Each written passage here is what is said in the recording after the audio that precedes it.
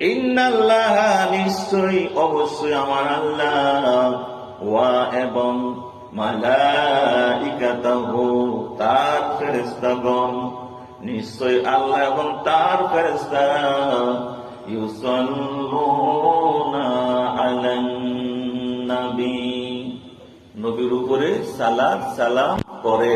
সুবহানাল্লাহ। কে কয়? আল্লাহ কয়।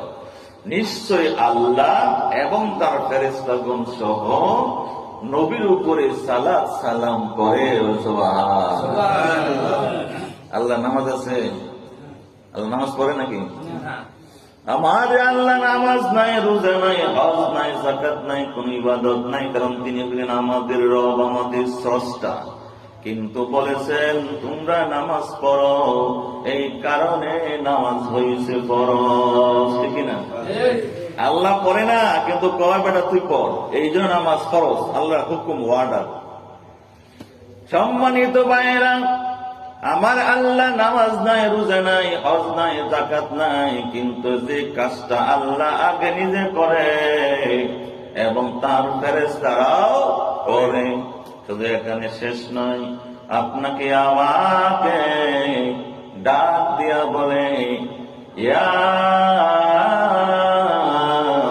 আইয়ুহাল্লাযীনা আমানু সাল্লু আলাইহি ওয়া সাল্লিমু তাসলিমা। সুবহানাল্লাহ।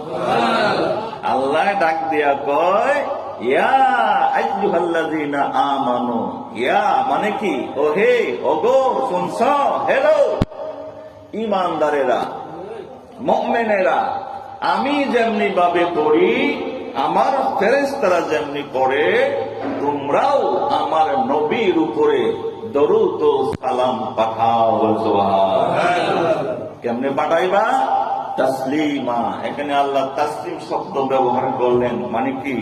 সম্মান করে, তাজিম করে, ইজ্জত করে, মোহাব্বত করে। সুবহানাল্লাহ।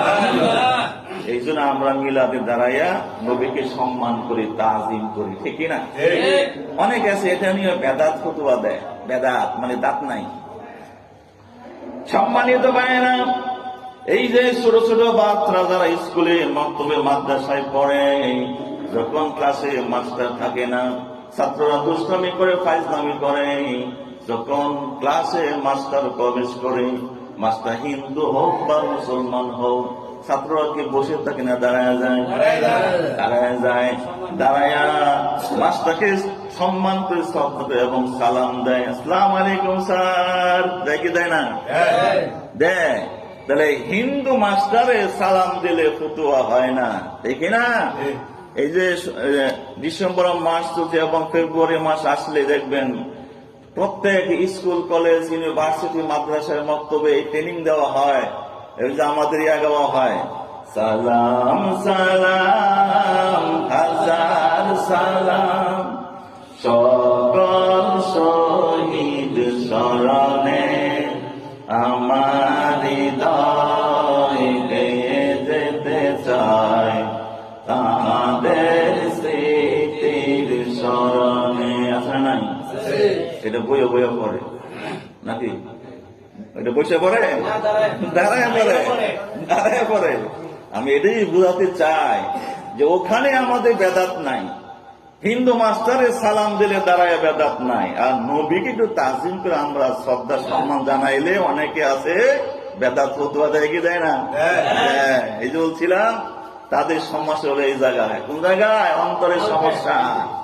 কারণ শয়তান 4 দিন সবচাইতে বেশি কেঁদেছে, এর মধ্যে একদিন সবচেয়ে বেশি কাঁদছে 12ই রবিউল আউয়াল, সোমবার সুবে সাদেকের সময়, যখন আমাদের নবী ধরায় আসলেন। শয়তান মাটিতে গড়া করে দিয়ে কাঁদছে যে হারে আমার তো 12টার পর 13টা বাজার সময়, কারণ বিশ্ব নবী রাহমাতুল আয়েশা গেছে। বলছে তাহলে শয়তানের আগমনে, মানে রাসূলের আগমনে শয়তান খুশি ছিল না, শয়তান বেজার ছিল, দুঃখ পাইছে, কষ্ট পাইয়া সে মাটিতে গড়াগুলো দিয়ে কাঁদছে। ঠিক তেমনি এখনো নবীর উপরে রাসূলের প্রতি দুরূদ সালাম পড়ে এক শ্রেণীর মানুষ তাদের মনে কষ্ট লাগে, ঠিক না? আমরা বলি তারা হইল শয়তানের অনুসারী, ঠিক না? নবীর প্রেমিকরা, আশিকে রাসূলেরা, আহলুস সুন্নাত ওয়াল জামাত, আহলে বাইতের প্রেমিকেরা নবীর প্রেমে, আহলে বাইতের প্রেমে, নবীর দুরূদ সালামে আমাদের হৃদয়ে শান্তি হয়, প্রশান্তি হয়, ভালো লাগে। বলেন মারহাবা।